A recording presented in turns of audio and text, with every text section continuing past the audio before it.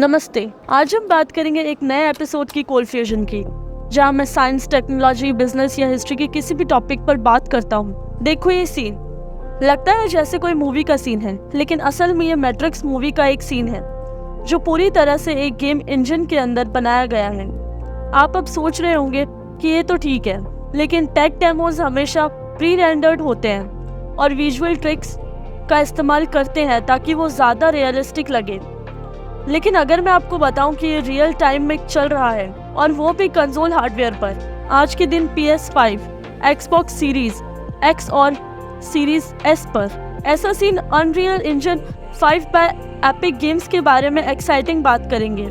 ऐसे scene unreal engine 5 by Epic Games के बारे में एक्साइटिंग बात बताते हैं। कुछ दिन पहले उन्होंने एक मैट्रिक्स गेम कॉन्सेप्ट शोकेस किया था, जिसका पर्पस ये था कि गेमिंग का फ्यूचर वाकई में आ चुका है। देखो इसको, मुझे बचपन में गेम्स का फ्यूचर ऐसे ही दिखता था, तो मुझे इससे बहुत एक्साइटमेंट हो रही है। इस एपिसोड में हम देखेंगे क्या दिखाया गया था और कुछ और अनरियल इंजन 5 के बारे में जानकारी देंगे। फिर हम देखेंगे कि इसका गेमिंग के फ्यूचर पर क्या असर होगा। चलो शुरू करते हैं। जब हमने लास्ट टाइम अनरियल इंजन 5 पर विजिट किया था, मैंने बताया था कि क्या नियरली पॉसिबल था, लेकिन कमेंट सेक्शन में कुछ लोग थे जो यकीन नहीं कर पा रहे थे। उन्हें लग रहा था कि सिनेमा क्वालिटी गेमिंग अभी 20 इयर्स दूर है। उसी एपिसोड में मैंने दिखाया था कि unreal engine cinema quality film production के लिए कैपेबल है। ये ऑलरेडी एमेचर फिल्म मेकर द्वारा इनक्रेडिबल रिजल्ट के लिए यूज किया जा रहा है और हम इस एपिसोड के एंड में उसमें से एक देखेंगे। लेकिन मुझे लगता है कि लास्ट वीडियो में कमेंटर्स ने पूरी वीडियो नहीं देखी थी। एपिक गेम्स ने सोशल मीडिया पर कुछ ऐसा ही एक्सपीरियंस किया होगा, क्योंकि ये मैट्रिक्स डेमो उन लोगों के लिए बनाया गया था जो लास्ट डेमो को रियल मान नहीं रहे थे। वो दिखाना चाहते थे कि उनका टेक्नोलॉजी फिजिबल है।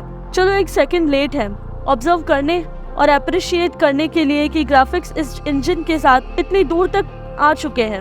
ऑब्जर्व करो डिटेल और लाइट का प्रेजेंस और कैसे वो फील करते हैं जैसे ये एक रियल प्लेस है और नहीं फ्लैट जैसे मोस्ट ग्राफिक्स। जैसा कि लास्ट एपिसोड में मेंशन किया गया था, यहाँ दो में टेक्नोलॉजीज हैं जो इसको पहले से पॉसिबल गेमिंग इंडस्ट्री से एक स्टेप ऊपर ले जाती हैं। पहली टेक्नोलॉजी है ल्यूमिन, एक रियल टाइम लाइटिंग सॉल्यूशन जो रियल वर्ल्ड में लाइट बाउंसेस को मिमिक करती है। लेकिन इसका अचीवमेंट ऐसे होता है कि ट्रेडिशनल रे ट्रेसिंग से कम बर्डन होता है। पहले मैंने मेंशन किया था लाइटिंग एक की एस्पेक्ट है जो वीडियो गेम ग्राफिक्स को प्री रेंडर्ड पिक्सर मूवीज से अलग करती है, लेकिन गेम रियल टाइम में रन कर सकता है। रियल टाइम लाइटिंग इफेक्ट्स को शोकेस करने के लिए डेमो में सेटिंग्स हैं जहां यूजर सूरज का लोकेशन खुद प्ले कर सकते हैं और देख सकते हैं अपने आप को कैसे वो वर्ल्ड को इफेक्ट करता है। दूसरी टेक्नोलॉजी नैनिटे है। इससे गेम से पॉलीगॉन लिमिट लार्जली रिमूव टू हो जाती है और ये बहुत बड़ी बात है। अब तक गेम डेवलपर्स एक सीन में कितने पॉलीगॉन्स हो सकते हैं उससे लिमिटेड थे।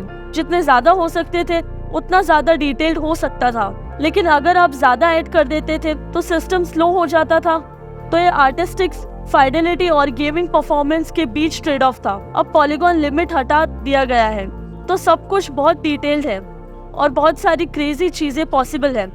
इस डेमो में सिटी की कंपोजिशन है 7 मिलियन एसेट्स की, जो कि हर एक मिलियन ऑफ पॉलीगॉन से बनी हुई है। यहाँ 7K बिल्डिंग्स हैं और 45K से ज्यादा पार्क कार्स हैं, not to mention the cars जो ड्राइव कर रही है। यहाँ 260 किलोमीटर्स की रोड है और 512 किलोमीटर्स की साइड वॉक। पहली बार इतनी वस्ट अमाउंट ऑफ डिटेल को रेंडर किया जा सकता है और रियल टाइम में प्ले भी किया जा सकता है। ऑब्जेक्ट्स जो प्लेयर के क्लोज आ जाते व्यूज में आते और जाते रहते हैं, वो लार्जली पास्ट की बात हो गई है। बिल्डिंग्स वो ऑफन डिस्टेंस में होती है, वो डिटेल रह सकती है। तो नैनिटे कैसे काम करता है? वेल, एपिक गेम्स के according during importing meshes are analyzed and broken down into hierarchical clusters of triangle groups. During rendering, clusters are swapped out on the fly at varying levels of detail based on the camera view and connect perfectly without cracks to neighboring clusters within the same object. Data is streamed on demand so that only visible detail needs to reside in memory. Nyanity runs in its own rendering path that completely bypass traditional draw call.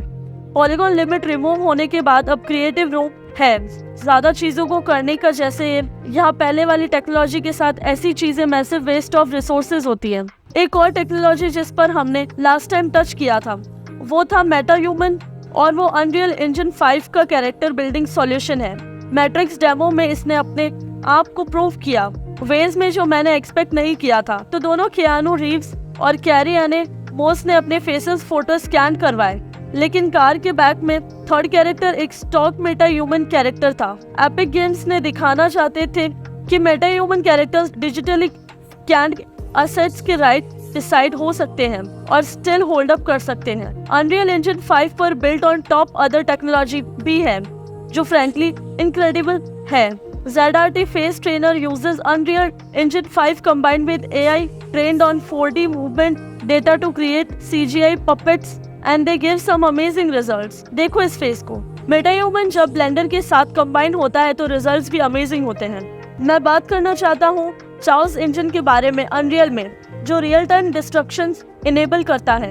इस car chase scene में जब car crashes and roles होती है तो ये कोई pre render नहीं होती और आर्टिस्ट के विजन से कंट्रोल नहीं होती, ये एक्चुअल फिजिक्स इंजन का काम होता है। Same goes for the glass breaking in the rear mirror. Digital foundry ने प्लेथ्रू के साथ कुछ टेस्ट किए और उन्होंने पाया कि जब कार एक्सप्लोड या रोल होती है तो हर बार अलग और यूनिक होती है।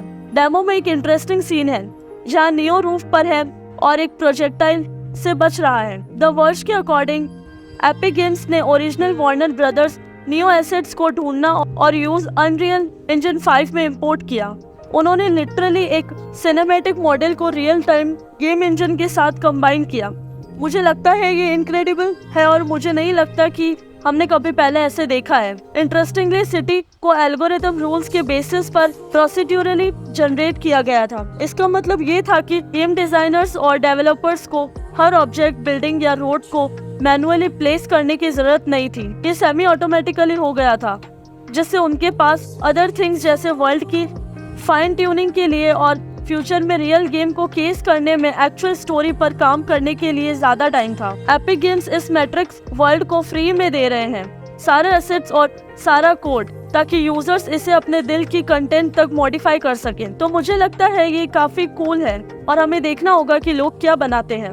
स्टोरी और क्रिएटिविटी की बात करते हुए immature film community unreal engine 5 का यूज कर रही है और वो रियली स्टार्ट हो रहे हैं रैंप अप। मुझे लगता है ये डेफिनेटली एक स्पेस होगा वॉच करने के लिए। देखो और समझो मैं क्या कह रहा हूँ। तो सब कुछ तो अच्छा नहीं हो सकता है ना कुछ तो बुरा होगा। मुझे 3 में वीकनेस दिखे हैं। जब फास्ट ड्राइविंग या बहुत सारी कार्स में स्मैश होता है तो फ्रेम रास्ते ड्रॉप हो सकते हैं। एपिक गेम्स इस इशू के अवेयर हैं और कुछ कह रहे हैं कि वो इंजन के रिलीज से पहले इम्प्रूवमेंट और ऑप्टिमाइजेशन करने की कोशिश कर रहे हैं।